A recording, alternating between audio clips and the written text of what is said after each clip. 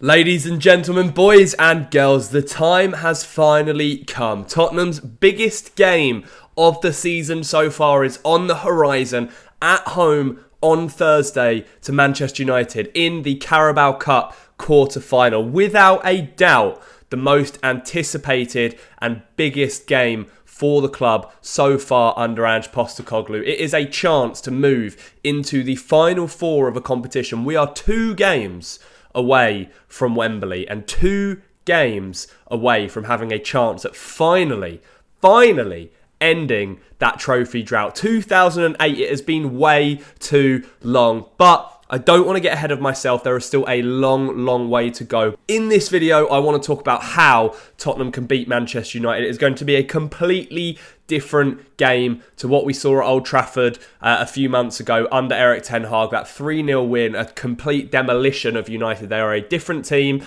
I know the results have been up and down, but Ruben Amorim always has a plan and it will be tricky. Before I get into this, please make sure you leave a like on the video and subscribe to the channel. Only 20% of people watching this video are subscribed to the channel. So if you could go down there and hit that subscribe button, it would mean a lot to me. It would be the perfect Christmas present. Yeah. Let's get straight into it. So we know that Manchester United have changed shape under Ruben Amorim. They prefer now that 3 at the back or 5 at the back, however you would like to deploy it, similar to what Antonio Conte did at Tottenham. So how are Tottenham going to counteract that? Well, we know that Ange Postecoglou loves to stick to his guns, loves to play with the same system, but United, they're going to utilise the width. It's a big pitch at the Tottenham Hotspur Stadium. They're going to use their wing-backs to their advantage, their 2 number 10s and the striker up top. We don't know what sort of team Ruben Amorim is going to put out. Obviously, they are playing in the same competitions as us this season, Europa League, Carabao Cup, Premier League, FA Cup. So they have the same amount of games as us at the moment. So it'll be very interesting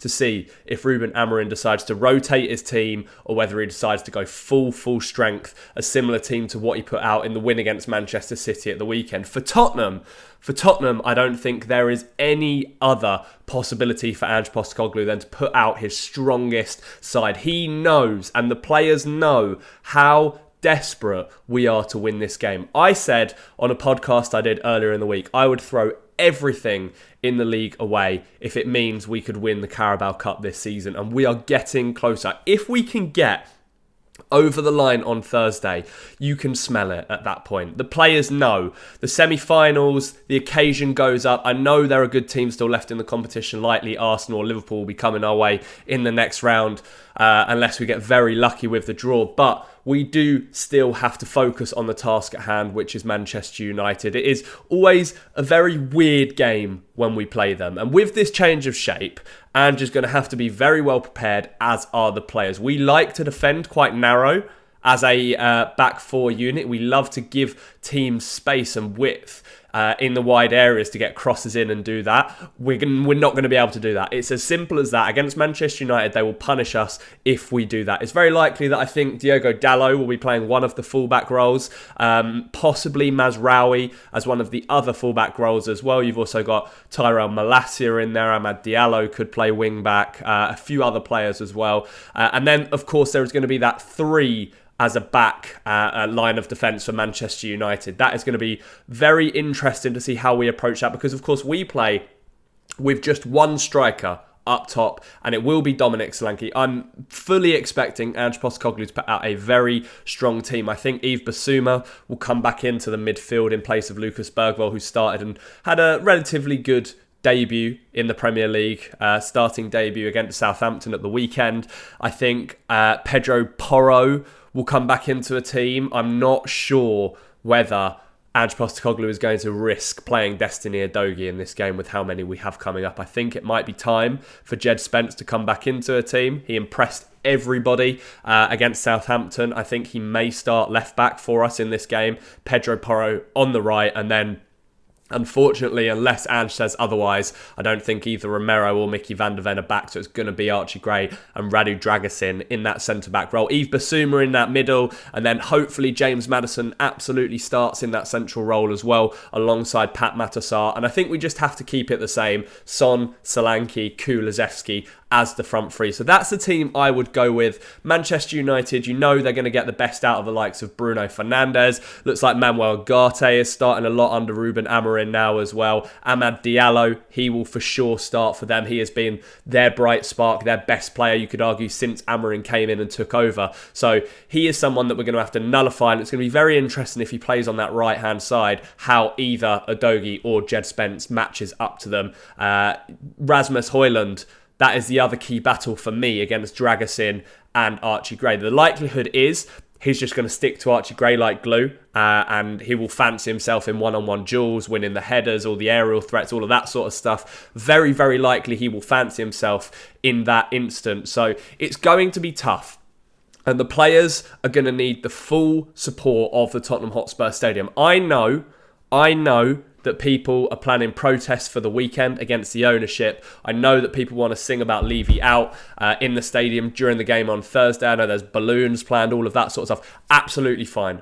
Brilliant. Like, crack on with that. But also, the players need to feel the support as well. There needs to be, I think, a balance that we can get the point across about the ownership, but also really be on the players' side, because it makes a big difference. We know how much of a home advantage can have. We've seen that with Tottenham's away form this season and how poor it's been. So we need the Tottenham Hotspur Stadium. We need all of N17 to be absolutely bouncing. I'm going to be there this week. So I'm hoping to make a little matchday vlog for you guys as well. So keep an eye out on that. Hopefully it's a good one, celebrating a win and safe passage into the semi-finals. But for me, we need to just do what we did against Southampton. We need to start quickly. That's going to be the key to this game. No nerves, no tension, none of the crowd getting on the players' back if we don't start very well. Get out there, start lightning quick, grab an early goal, settle the nerves. That is the key. Manchester United are a bit of a cup specialist team. They always do really, really well in the cups. They get far into competitions and they even win them. We see it under Erik ten Hag last year, FA Cup against Manchester City, all of that in between. So it's never, ever going to be easy, but I can taste it. I can taste it, man. We're getting so close, and I fully believe that our priority should be in these cup competitions. I don't know if people agree with me as much. The people I've spoken to personally seem to agree with the idea that Tottenham should be throwing everything into these cup competitions. The FA Cup, the Carabao Cup and the Europa League, that is where our intention should be. I know we're, 4 points or 5 points off top four still in the league, even though we're sitting 10th in the table, so that is not out of the picture. It's not out of the question per se. But for me, if we were to go into the weekend against Liverpool and lose 5-0, but we won on Thursday against Manchester United in the cup, I'd take that. If you're in the final four of a cup competition, there is no doubt that every team left in that competition will feel they have a legitimate chance of winning said competition. Ange Postecoglou said at the start of the season, he always wins things in his second year. This is the perfect opportunity to show us that this team are capable of winning silverware. We are not at our strongest. There is no doubt about that. But we proved against Southampton on Sunday that we can play to a very, very high level. Albeit, it's only Southampton, okay, and they are a poor team. And Russell Martin got sacked, I think, right after the game, after that performance. We've already beaten Manchester United this season. We know that we are capable. Both teams will have confidence coming off their weekend results. We have to nullify them, and we have to be really aggressive with them. They're going to play on the counter-attack. I have no doubt about that. Ruben Amorim is going to say to his players, let's soak it up and let's hit them on the counter. They have some excellent attacking players. So that is just another thing we're going to have to be careful of. But when you have James Maddison in that middle of the park, and he is ticking in the way that he did against Southampton, and when you have Kulusevski out on the right-hand side, and he is just untouchable at the moment, and when you have Son on form, when you have Son who is creating goals and scoring goals, there are not many teams in the Premier League and in Europe that can compete with us. We're weak at the back, but we're strong in attack, and we have to play to our strengths in this instance. We have to get the goals early. We have to have complete dominance and control of this game, and I don't think there are any excuses for that. I think we are capable of it. Ruben Amorim is still figuring out what his best 11 is. He's still figuring out who can play where and who can play to what level and what standard. We saw Rashford and Garnacho left out at the weekend against Manchester City. It would not surprise me to see them both start against us. a rocket up their backside saying, go and prove yourselves then. So there's going to be motivation in this Manchester United camp. Everybody's on their backs at the moment. Everybody's saying, oh, the ownership are failing after just taking over. They're still struggling. They're not where they need to be. So the motivation is going to be there for them. But as I said, the fans are urging this Tottenham team to go all out for these competitions, for these cup competitions. We want it more than anyone else. We want to win this trophy, us fans, more than anyone else. And we need to see a reflection of that in the performance on Thursday. I'm really, really looking forward to the game, but I'm also incredibly nervous as well. Let me know how you're feeling down in the comments below. What are your score predictions for Tottenham's biggest game of the season so far? I am going to go for a 3-1 Tottenham win. I think we're going to take the lead early. United may come back at us, and then we'll get the goals we need to get into the hat for the semi-finals. It's all very exciting. I'm hoping that we can just find that level of consistency that we've been missing this season. It's really important. Really, really important. But thank you so much for watching. What is it going to take to beat Manchester United in the Carabao Cup quarter-final? Let me know down in the comments. Don't forget to subscribe. 80% of you watching this video aren't subscribed to the channel, so hit that subscribe button. Like the video. I will see those of you that are at the stadium on Thursday. Come and say hello.